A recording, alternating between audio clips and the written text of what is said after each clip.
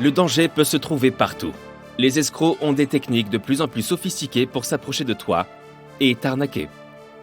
Ils utilisent des objets variés, comme des enveloppes dans les voitures ou toutes sortes de trucs bizarres sur les capots, afin de cibler tout le monde, peu importe l'âge et l'origine. On va voir comment reconnaître les signaux d'alerte et ce qu'il faut faire dans ces situations. Il est tard. Tu gares ta voiture dans le parking du supermarché. Tu la fermes et tu pars faire tes courses.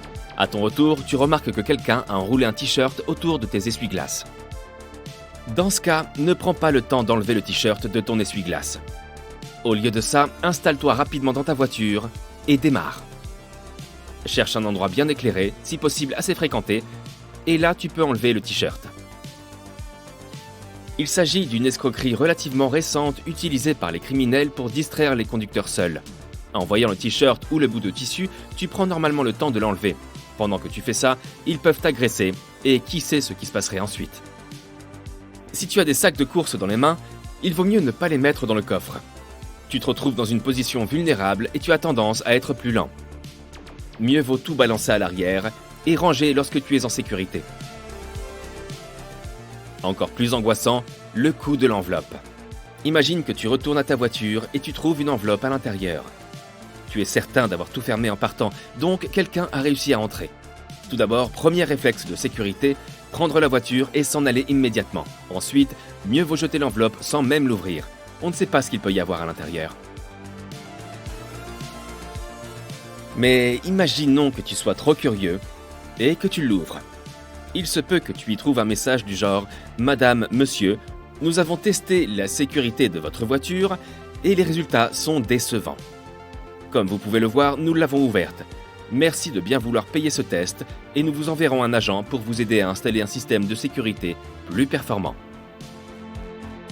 Heureusement qu'ils n'ont rien pris. Jette l'enveloppe et oublie le message.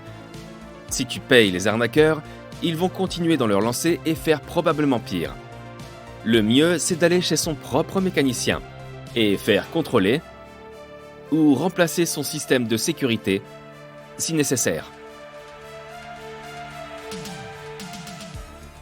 Une bouteille d'eau sur le capot indique également un grave danger.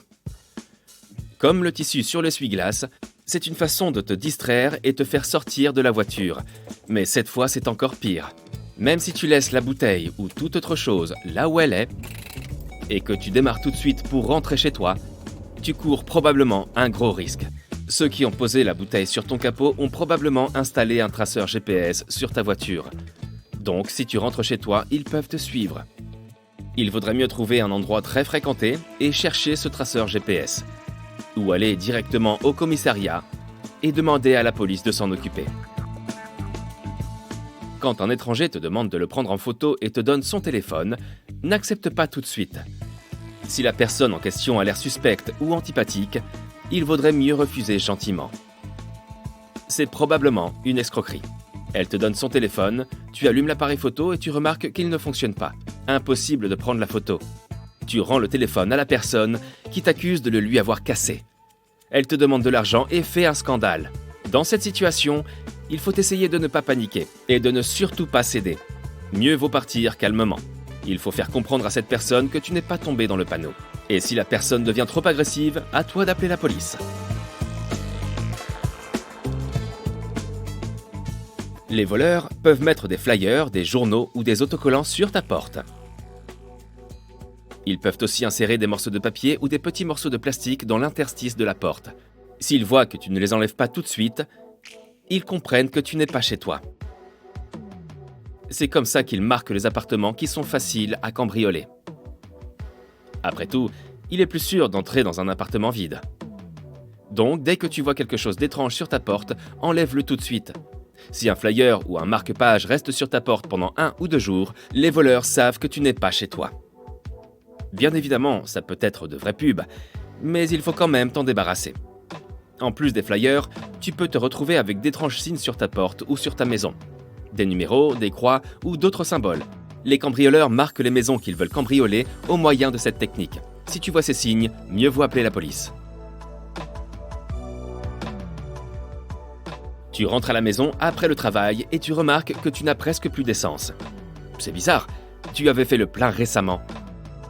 Tu t'arrêtes à une station-service et tu demandes au mécanicien de contrôler s'il y a une fuite dans ton réservoir. Entre-temps, des voleurs sont peut-être en train de te cambrioler chez toi. Ils ont volontairement vidé ton réservoir pour que tu perdes du temps à la station. Ils ont alors tout le temps de bien fouiller. Si tu es certain d'avoir fait le plein récemment et qu'on t'a siphonné ton essence, il vaudra mieux appeler tes voisins et leur demander de contrôler ton chez-toi. Les cambrioleurs sont aussi capables de mettre en scène un accident pour te faire sortir de chez toi. Méfie-toi. S'il y a réellement un accident, appelle les pompiers. Méfie-toi aussi des appels téléphoniques répétés où l'interlocuteur ne parle pas. S'ils t'appellent souvent, c'est peut-être qu'ils t'ont à l'œil pour un éventuel cambriolage et ils veulent savoir si tu es chez toi.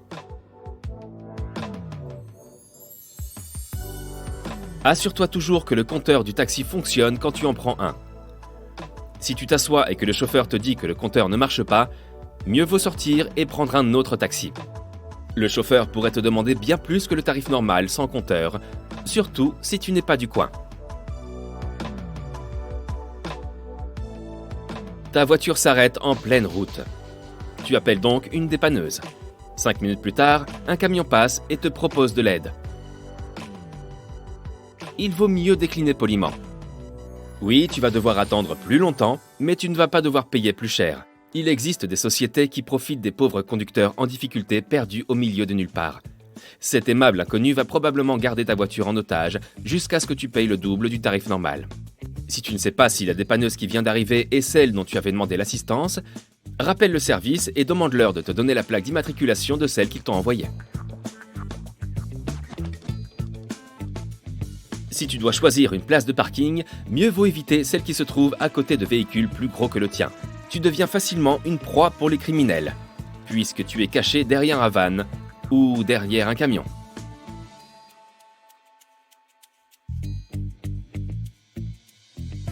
Quand quelqu'un t'appelle de la part de ta banque, sache qu'aucun employé ne te demanderait jamais ton numéro de compte, ton code PIN ou le code OTP que tu reçois sur ton téléphone. Si on te demande ça, raccroche et appelle ta banque par toi-même. Utilise le numéro qu'il y a sur leur site.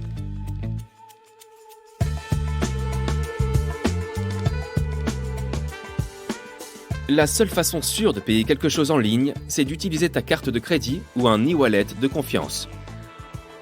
Si on te demande de payer avec une méthode peu commune, comme avec un voucher, une carte cadeau ou un transfert sur un autre compte avec ton appli bancaire, il s'agit très probablement d'une escroquerie.